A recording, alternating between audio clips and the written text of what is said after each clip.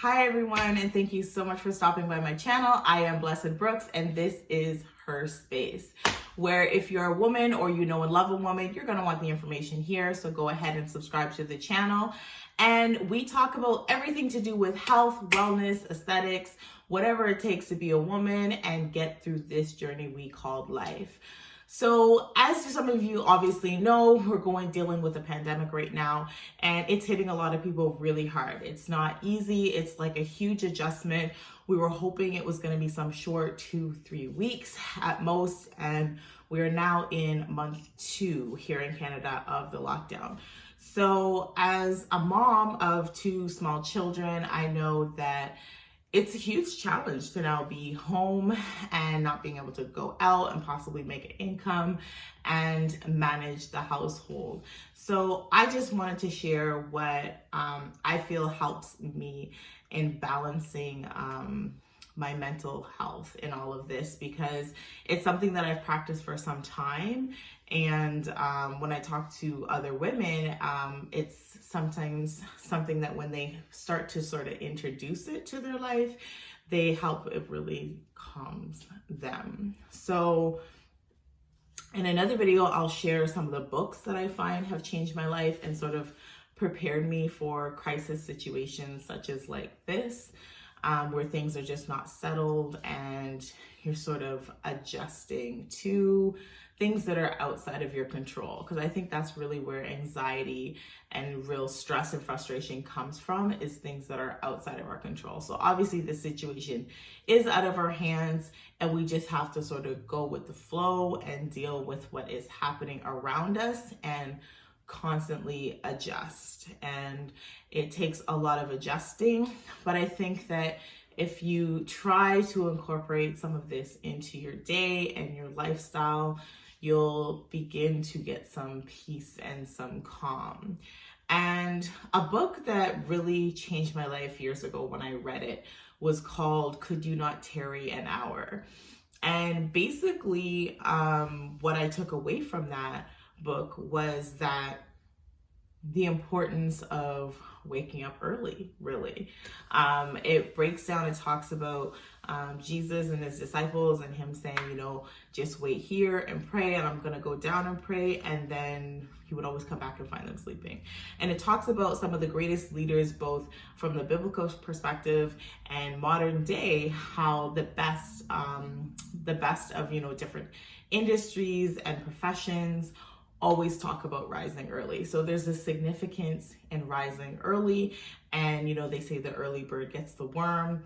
And no matter how early your day starts, I encourage you to find a small window of time, just start where you can. So when I wanted to start getting up at like 5, I would say, to get ahead of my day, I failed at the 5, but I started with like 6:45 and then 6:30. And no matter how much you keep hitting the snooze button, you just want to keep pushing yourself, leave the alarm on no matter how long it takes.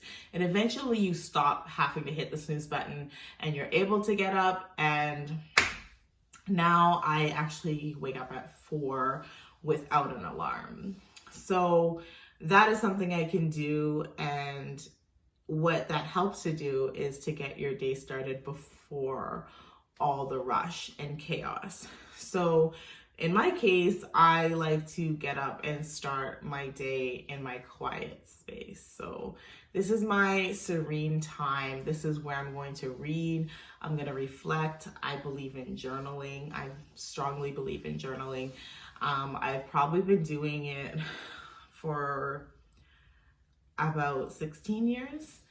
I probably have about 22 different notebooks full of dreams and goals and inspirations and testimonies of what has happened. And that's where I write down my worries, and then that's sort of where I try to dump it and leave it.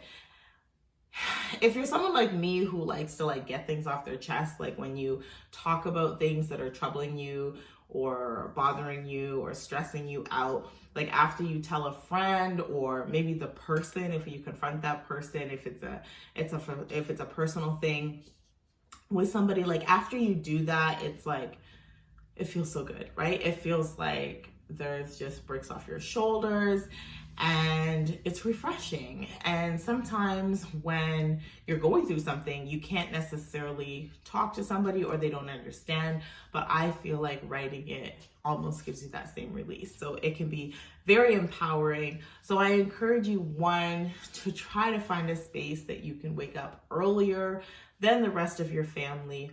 I'm a morning person, but if you are the opposite, then if you can stay up late easily, then try to put the children to bed and stay up later for that private, quiet time. And do what you need to do in that time. I like to take a couple hours and just focus on my day, my goals, what I'm doing, pray over my day, everything to do with just getting my mind right. So it's great if you can do this at the end of the day and the beginning of your day, because you're really sort of debriefing from your day and also getting your mind right for what you want to see happen tomorrow.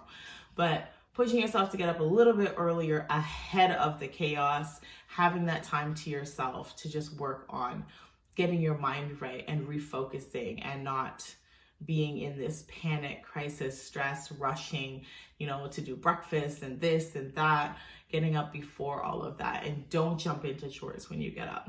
That's not going to help anything. So yeah, I believe getting up, spending that time, and really living in the moment. We need to stop stressing about tomorrow and when this is going to be over and things like that, and try to live in the moment with your family, whoever you are staying inside with. You can't take, tomorrow for granted or today for granted. So we don't know what's going to happen. You don't know when there's going to be an end to this, but you don't want things to end abruptly where you feel like you didn't get everything accomplished that you wanted to accomplish. So take this time, love on your loved ones that you're in your home with, and just appreciate the time that you have, because we don't know what's going to happen tomorrow. And the other thing, while we are hoping obviously for the best, and I've said to take that time, plan for the best when you come out of this. Like, what can you do with this time?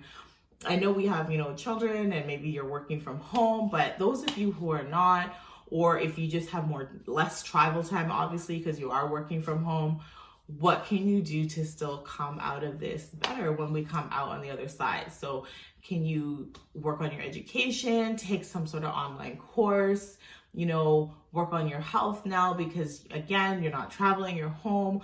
What can you do? I know a lot of people say they're home and they're eating and binging, and we really want to cut out those habits because it's going to be such a crazy adjustment when everything is back to normal. So try to think of what you can work on. And I would say you could obviously try to incorporate exercise at home exercises. There are all kinds of them. A lot of gyms are offering free things.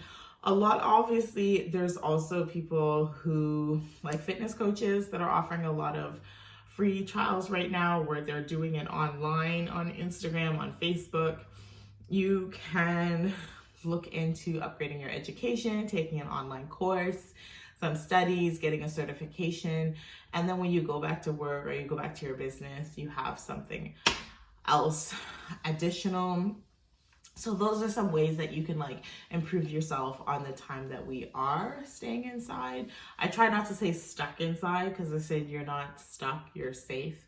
So while we stay inside, those are some of the things that you want to do, make the most of it. And of course, try to create memories. So if you are someone who's isolated alone, then obviously, thank God for social media. You can connect with people. You can do a TikTok video. Those are going viral right now. Or just if you are inside with people, make the best of it, the memories, especially the children. What they remember most is the time that we took to play board games with them or dialogue with them. I was asking my daughter, what she wants to be when she's older, and she was going on into detail about like the children's names and everything. And I just thought it was so funny and I enjoyed it. Like, I'm really enjoying the downtime that we have together that we never had before.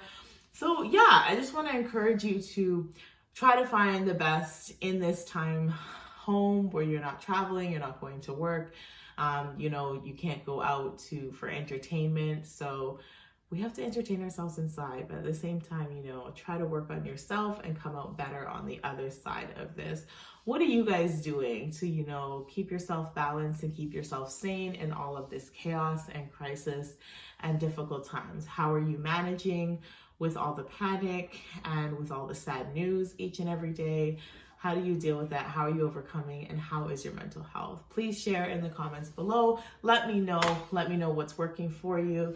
And if you're looking for some sort of assistance, you need counseling, you're looking for some sort of support or connection, also reach out, because I'm sure there are a lot of lines. I know the Kids Helpline is open. I know there's different communities and churches that are available for support. So please do comment or send me a DM. I'd really appreciate you guys sharing the video and letting your friends know that we're here and we're sharing information of how to get through all of this chaos. Thank you so much for stopping in, and I'll see you in the next video.